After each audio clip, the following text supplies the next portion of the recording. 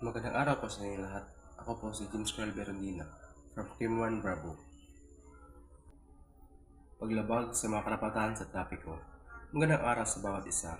Narito ako ngayon upang talakayin ang isang issue na hindi na bago kundi patuloy na bumabagabag sa ating bansa sa mahabang panahon. Ang paglabag sa mga karapatan sa trapiko, isang issue na naglalagay sa panganib hindi lamang sa ating mga motorista kundi pati na rin sa ating distrayan at iba pang gumagamit ng kalsada. Sa bawat araw na tayo ay nagmamaneho, madalas tayong humihiling ng isang ligtas at maayos na paglalakbay mula sa isang lokasyon patungo sa iba. Gayunpaman, sa kabalian ng mga batas at regulasyon na ipinapatupad upang pangalagaan ang bawat isa sa atin, ang mga paglabag sa kalsada ay labis na mapapansin.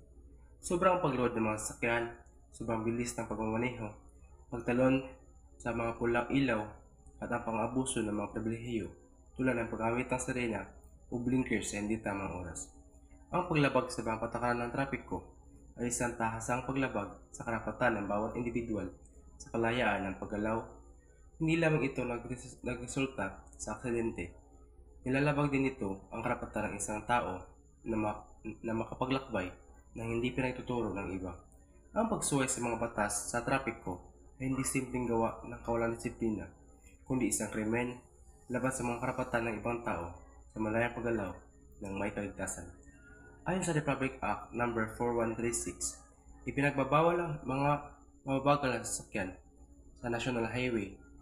Matagal nang pinapatupad ang pagbabawal ng mga tricycle, motor, e-bike at mga padjak sa National Highway. Kailangan ding bigyang pansin ang mga pedestrian at iba pang may kapansanan. Madalas na ang mga pedestrian lanes at daan ay hindi sapat na naipapakita ang kanilang pangangailangan. Lahat tayo ay may karapatan ligtas na paglalakbay.